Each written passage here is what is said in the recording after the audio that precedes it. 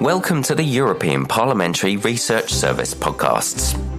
Today we'll be talking about the European Peace Facility, a new off-budget fund that gives the EU more flexibility in choosing who and what to support in its efforts to promote peace and security across the world.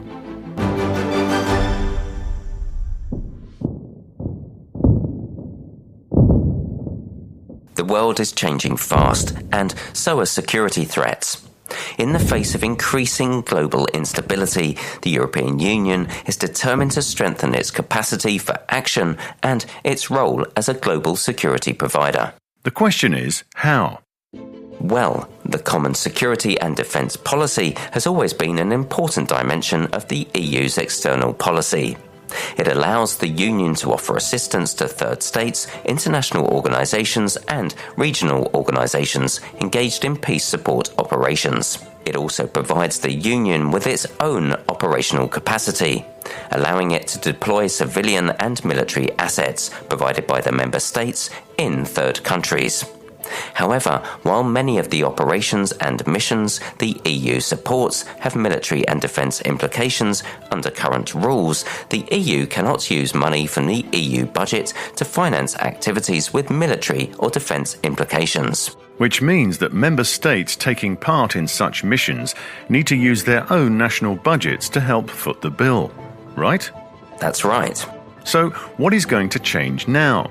Beatrix Immenkamp follows foreign and security policy within the European Parliament Research Service. Well, member states have agreed to set up a new fund which will make it easier for them to share some of the costs of EU military operations among all member states, even those that do not contribute troops to a mission, or only a few. Since such costs cannot be charged to the Union budget, it is a so-called off-budget fund, and it will be worth up to €5 billion for the next 7 years. The European Peace Facility will replace the Athena mechanism and the African Peace Facility, taking over the military and defence-related aspects previously covered under those instruments. This means that it will not only fund the common costs of EU military missions and operations, but also the military and defence-related aspects of peace support operations led by the African Union, which were financed under the African Peace Facility. The difference with the new fund is that it won't be limited to Africa. With the European Peace Facility, the EU will, for the first time in its history, be able to support peace operations in other parts of the world, such as Asia or the EU's neighbourhood. This is definitely a big change. But there's yet another important novelty. From now on, the EU will be able not only to train partners, as it has been doing with the armed forces of Mali, Somalia or the Central African Republic, but also to equip them with basic military and defence capabilities, including weapons and ammunition. Strict safeguards and controls will be put in place to ensure assistance is given in full compliance with human rights and international humanitarian law. But several member states and non-governmental organisations have expressed concerns. What if arms end up in the wrong hands? Critics warn that providing military assistance to conflict zones could indeed end up fueling conflict, illegal arms trade and human rights abuses instead of securing peace.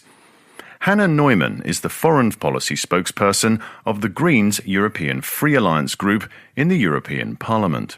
This supply comes with a lot of safeguards, but the problem is once you deliver these lethal weapons into a crisis region, even if you stop the program, what has been delivered to a country will stay there, and we have seen far too often in the past how quickly, especially small and light weapons, are handed from one actor to the next, and end up in the hands of Islamists and terrorists.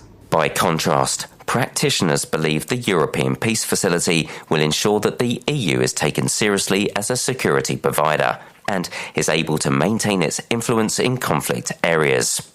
Rear Admiral Hervé Bléjean is Director General of the EU Military Staff and Operations Commander, and he cites the example of the Central African Republic, where the EU has, for several years, provided training for the National Army, but was unable to supply the basic equipment that is so badly needed, paving the way for Russia to step in.